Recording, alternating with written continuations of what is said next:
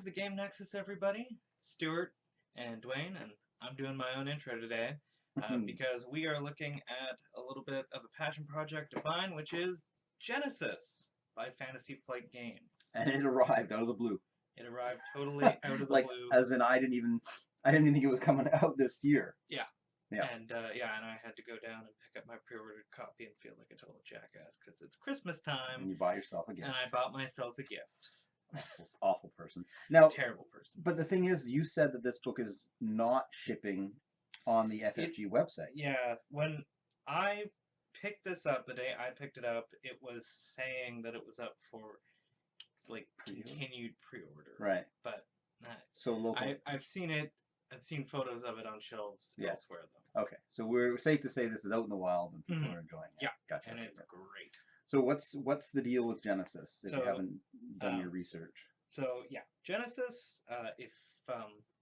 I did a really good article. I think an amazing article on the Game Nexus website. You can check a link to that down below. But yeah, that's right. I remember that one. Since millennials don't like to read, it is a generic sort of universal role-playing system that uses special dice, and that might turn some people off. And it's designed to just be a blank canvas that you can make your own games with. No, you really quickly you just trademarked GURPS, generic universal role-play system. Yes. So it's GURPS for a new millennium. Yes, right. There are a number of excellent systems. I find that generic role-playing systems like GURPS, Fate, not to be confused with Fatal, and Genesys tend to get crapped on because they, by necessity, lack the heavy crunch that you would find in D&D, and a lot of players who are looking for an experience, a challenge of mastering the rules and of dungeon crawling and whatnot, will tend to overlook these systems as being just insubstantive. Yeah. Well, my story on Universal Systems is GURPS. I have 3rd edition books sitting in my closet right now, and quite literally, it's the reverse of what you said. That book scared me away from GURPS. Yeah. Like, I literally opened that book up, and it's thick. Oh, yeah. And it scared the crap, and I went running back to D&D. Yeah, GURPS being complicated is a bit of a meme, but it's still... So, yeah, I guess that's a good point.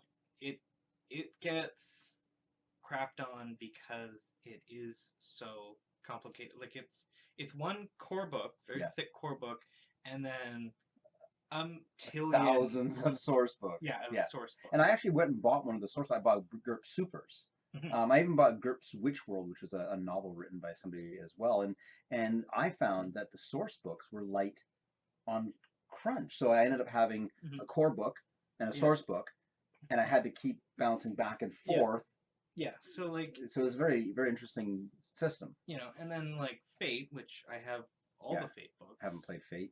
Well, the Fate core book and the toolkit, which is a lovely, lovely little game. Yeah.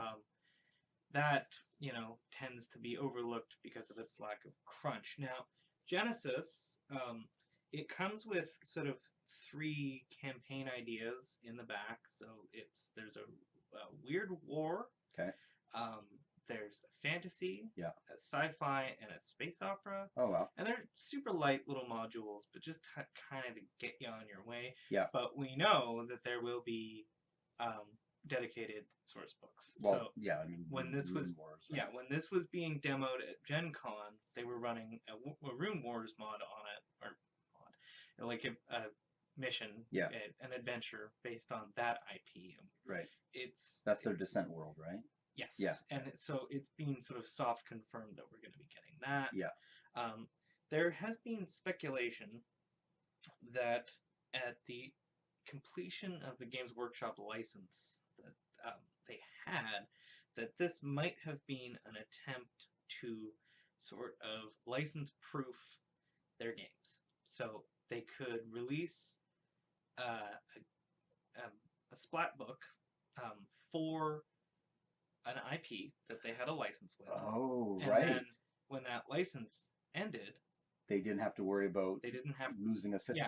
Yeah, and it would still, the subsequent update of the core book would sort of mesh with it and allow it to continue on. So if we make reference to the existing system out there, which is the Star Wars IP, they started this role-playing system with that. Yes. They've now created their universal system, but now they've opened the door for other licenses to come and go, but it doesn't affect the fact that they own this system. Yes. Right. So, yeah, if you've played Fantasy Flight's Star Wars games, of which I have 2 books, you will immediately recognize that the dice are very similar.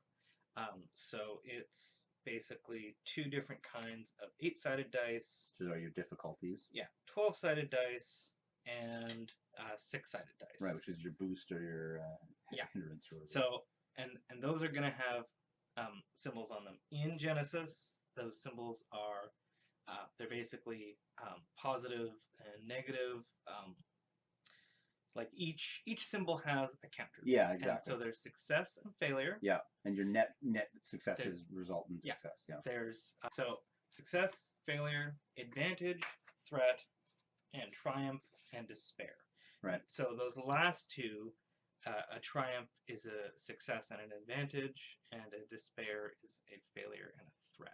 So they pretty much cloned the dice and made different symbols on them. Exactly. Yeah, which is a great system from a narrative storytelling point of view. Yeah. And I've written about this. I love its ability to not have, it's not as simple as a pass fail. Yeah. You can succeed, but still somehow manage to screw up. Yeah. And affect future actions throughout the encounter. My experience with the system was that it forced you to get creative with your die rolls, like in a normal RPG where you'd roll dice and there's just a black or white answer.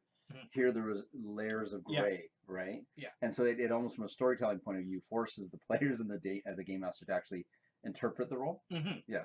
Very well done. So it's like what? Okay, so you got 2 successes, but a net threat. So what happens?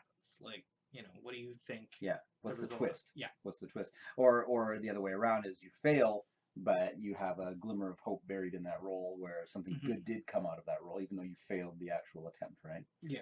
Yeah. And that will also irk players who need more definitive sort of order and rule in their games. And then universal. But to me, that it's a plus. So as far as what you bought, this is the only thing out for the game right now. Yes. Okay. So Genesys the hardcover rulebook. Yes, hardcover rulebook. Yeah. Do they have a roadmap? And it is a beautiful book. Yeah. No, I had to flip through it. It has a really nice kind of muted blue and orange. And on a very clean print, right? Like everything is just clean. Yeah. That's the only word I can describe it as. It's the text pops. Yeah. And it was about $60 Canadian with tax. So not the cheapest role-playing game in the world, but Fantasy Flight tends to run quite a pricey book. Yeah. But if we can go by the roadmap from their other books, there will probably be some sort of GM screen, and there will be an intro game package which will come with more dice, which is why I only bought 1 pair. So because they have a history based on the Warhammer license, right? Of the books, and those were and Star Wars. And Star Wars, right? Yeah. So they do end up having high quality product that rolls out along with it. Yeah. So the GM screen would be for sure. Now the other thing I noticed is the artwork is used sparingly.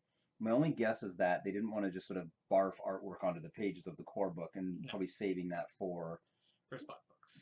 Exactly, for the expansions. Yeah. Gotcha. Yeah. Okay. So I'm hoping we get because like one of my personal favorite systems in terms of the setting is actually Eclipse Phase.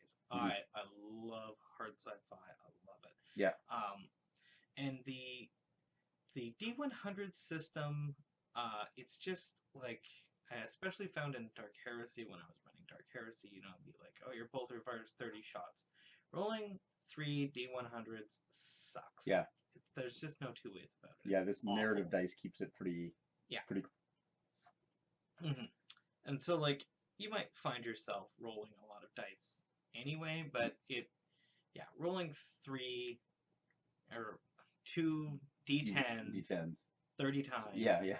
Sucks. Yeah. Percentile. And so I And I always found whenever I was running a game, I was always steered away from Eclipse Phase, but it's something I've always wanted to run, and I'm hoping that I can run it with this. Now you got to knuckle down and actually craft out some stuff, right? You have to craft out some expansion to the rules that are in there, stats, classes. Yeah, like working that. on that. Yeah.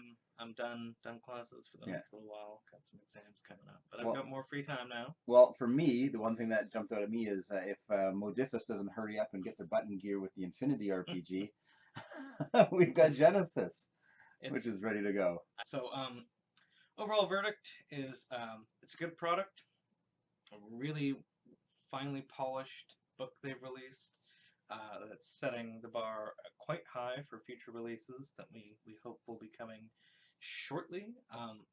I think if you are a creative person and you're working with a group that is more concerned with telling a story together and less concerned about pouring through charts and cross-referencing 15 books together, this book is for you. Yeah. And I think you should definitely check it out. Awesome. Okay. Well, it's out now, and Stewart gives it a thumbs up, and from what I've seen of it, I'm on board. Okay. Thanks for tuning in, guys. Thanks. Ciao.